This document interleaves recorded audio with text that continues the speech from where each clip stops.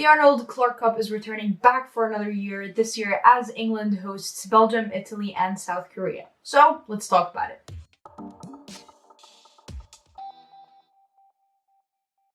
February international windows are your favorite time for friendly cups, and this year it's no different. There's going to be 5 different friendly cups taking place, and today we're going to be talking about the Arnold Clark Cup. England are coming into this for the first time as the European champions. They're also joined by South Korea, who lost to China back in the 2022 Asian Cup final.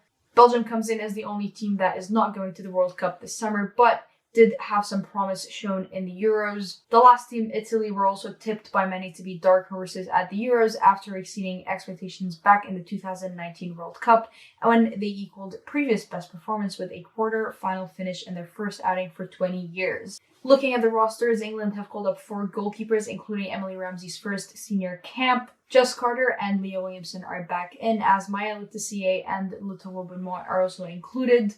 Laura Coombs, who has had a fiery start with Manchester City to the season, is back on international duty. Frank Kirby was initially called up, but had to be removed after a knee injury was sustained against a CONCACAF game against West Ham. But Jordan Nobbs is also back and is replacing her. Up front, Ebony Solomon is the only player on their roster that is not currently in season. One of the few things that pops at you is Rachel Daly is still included in the defenders list. Serena Wigman has only utilized Rachel Daly up front in one instance for this entire time that she's been working with the Lionesses. Is it going to be any different this Arnold Clark Cup? I don't think so, but I do hope so. Going into a World Cup year, you have to try out as many combinations as possible. And I think when you have a Rachel Daly on the roster, and it's not like England doesn't have an abundance of incredible attackers up top. They absolutely do. But when it comes to a World Cup year that you're going to be having to do a lot of rotation, you're going to make sure that your team is fit and as fresh as possible. In some ways, you want to make sure that Rachel Daly has had the chance and an opportunity to play up front with the ridiculous line of players that you have. She doesn't play with Hemp or Lauren James or Chloe Kelly or Jessica Park or any of those players at club level, unlike the majority of her teammates. It's understandable that Wigman has only ever used her as a left back, and she has shown to do good in that position. She has shown to do exactly what Serena wants her to do, but the Arnold Clark Cup does feel like a great opportunity to finally put Rachel Daly up front and kind of just give her that freedom of doing what she's been doing all season. Laura Coombs, I'm extremely interested to see how she combines with the rest of the midfield. Her game kind of quite reminds me of Stanway. They've obviously played together back in Manchester City. Same thing with Kara Walsh and her being involved back. And even though she hasn't been in this England system in quite some time, and a lot of different faces have changed for her probably. But looking at the teammates around her, she has worked with some of them, and I think that comes in as an advantage for her, even though she's been away for a moment. In the back, Maya Letizier has had, again, another great run with Manchester United. It's good to see the youngsters stay involved and consistently be at a good pace. With Leah Williamson being back, she did miss the last camp. She is currently listed as a defender, has been sometimes listed as a midfielder. Is she going to be playing as a defender, midfielder? I think we'll see regardless. I don't think it's going to be a massive change like the whole Rachel Daly discussion that I just had. And lastly, for goalkeepers, I'm assuming she is going to be doing a lot of rotation. There's only 3 games, so obviously not all of them are going to get a start. But it's an interesting strategy regardless. They're going to kick things off on Thursday with Korea. I think this is actually a very tough challenge and a challenge that people are not really looking at. South Korea is the perfect combination between Asian teams playing how Asian football plays, but also European in a manner that they're very, very organized. And when I think organization, you have to think about Austria. And Austria is a team that didn't give England the easiest of runs in the Euros. And so here, I think this matchup is great because it's going to offer a lot of different principles and a lot of different challenges that England, I don't think, have faced before. They have a lot of potent threats and they have a lot of veterans in the team, and that's purely because of how young the individuals get involved in the senior squad. Their top scorer, G, she's going to be familiar with a lot of the faces. She spent 8 years at Chelsea. She's lifted 5 WSL titles and is a veteran and a name like that in the squad. And I think everybody who's watched WSL or Chelsea knows the quality that G offers. I was present and lucky enough to watch Canada take on Korea at a home game, which ended in 0-0. And that's purely because Korea is so organized, but they're also so threatening on counterattacks because of that just purely quick Asian style of football. This is the type of game that England needs to go up against, and this is the type of opening match that they need to have for the Arnold Clark Cup. South Korea did have a terrible last World Cup outing. I mean, they lost all 3 games back in the 2019, but Australia. They knocked out Australia in the Asian Cup and were very, very close to beating China in the final. They're looking tight. They're looking good. They've already had good matchups of their own. Like I mentioned, they had Canada back in the summer. Again, I mean, that was a great fun one to watch as well. Also going head-to-head right before the England game is going to be Italy versus Belgium. This is actually going to be a repeat from the Euros group stages. Both of them went head-to-head on the last match day of the group stages, as both of them were in Group D. Belgium walked away with the win, which was an extremely important win as it sealed the deal for them to move on to the quarterfinals. But I say this, and I think this is a very popular opinion, that Italy did underachieve and they, in some ways, really disappointed in the Euros. They seem to have quite a slow start against every single team that they went up against, and this was not an issue that we saw before the Euros, or perhaps it wasn't as exposed as it was during the Euros. This is something that I'm going to be looking at very closely and very carefully, is that are they able to fix that slow start issue that they had in the Euros?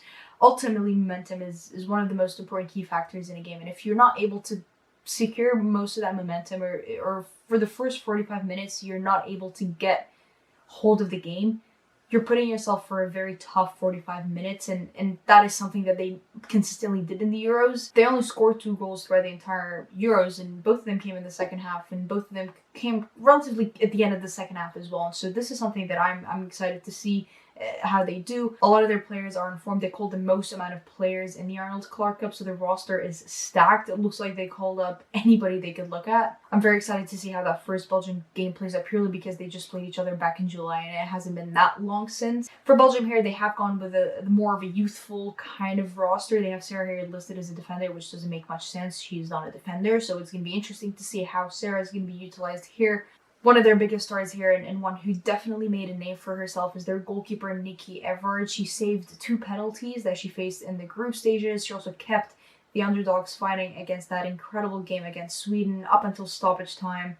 She's already signed with Chelsea. That's something that hasn't been announced, but I guess if you're listening, you're getting some very exclusive stuff. Is Nikki Everard signed with Chelsea? You'll get to hear very soon. Obviously, they've got players like Janice Cayman and Dekanye, and they've got enough good players to really put on a good game. And so I think Belgium, Italy, that first match day is going to be a great one for all 4 teams participating. 3 days later, England are going to take on Italy. I mean, this is a classic European matchup here. It'll be interesting to see if there's going to be any rotation taking place. If anything, in my opinion, a lot of rotation must be taking place, given the quality that England has, and as well as Italy, considering the sheer amount of players that they called up. Belgium are quite a physical team, and so it's important that Italy doesn't leave with any injuries, and Korea is also a very frustrating team and can allow you to engage in fouls, and so for England, they also need to maintain that fitness throughout the camp. Belgium versus Korea here as well. The two have never faced each other in recent history, so that's going to be a matchup to definitely remember, as we might see plenty of it in the future. Both teams play completely different football and just absolutely different styles. The players aren't quite familiar with each other. You don't have a lot of Korean players playing with Belgian players at club football. It's one of those unorthodox games that's kind of either going to be extremely, extremely fun to watch or just very flat-footed and boring. Now, I definitely hope it's not the latter that take place. But, I mean, on a Sunday evening, it's going to kick off 6:15 UK time. It's not a bad time to end off your night. And then on the last day, to wrap up things on Wednesday, Korea is going to be taking on Italy. This game is also reportedly sold out, which I think is fantastic. Asian teams versus European teams is not a matchup that we see quite often, purely because it's just the amount of sheer windows that we have, and in each continent is busy with their own games and whatnot. Italy is very fast-paced, and so counterattacks against them are not going to be as easy as the other teams maybe, and Korea loves a good fast-paced counterattack. This match is going to be requiring a lot of stamina, a lot of running, a lot of possession containing, and I think we're going to see a lot of midfield battles here. Who's able to hold that ball more and who's able to utilize themselves on a faster counter attack, and I think those are 2 ideas featured in a game. It's just going to be really, really fun to watch. For England, finishing their campaign off with Belgium, this is a matchup that we saw last year in June, where Chloe Kelly got her first goal for England. What a moment it was for the English player herself. Rachel Daly was another goal scorer here. This was kind of a frustrating match for the Lionesses here. They didn't get their first breakthrough until 62 minutes into the game.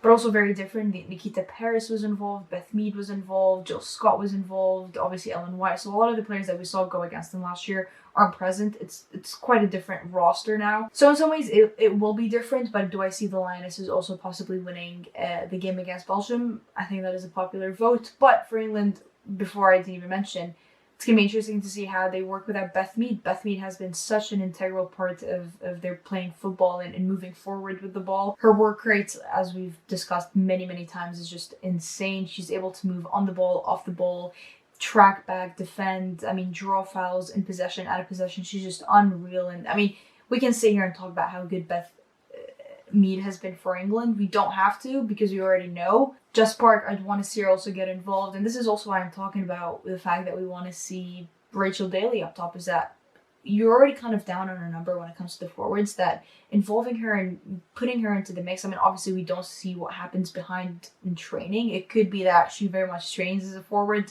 Who knows? But with Beth Mead already out, the dynamic is going to be a little bit different up top, and it's going to be interesting to see how they adapt with it, specifically Serena Wiegman. This is the first time that Serena hasn't worked with Beth Mead. So it's going to be really fun, great matchups. We're going to get some Euros repeats. We're going to get some teams going to the World Cup. Belgium obviously missing out on the World Cup. Despite that, though, I think it's a threat that England would want to attack. The Arnold Clark Cup was super fun last year. Obviously, it was a different mix of players. You had Germany, Spain, and Canada. That was a great way to kick off a friendly cup like this. I will most definitely be doing a wrap-up when this whole thing wraps up, as we can discuss the games a little bit more. But for now, to stay updated and to continue enjoying the beautiful game, make sure you subscribe to me here on YouTube and follow me on Twitter. I will talk to you later.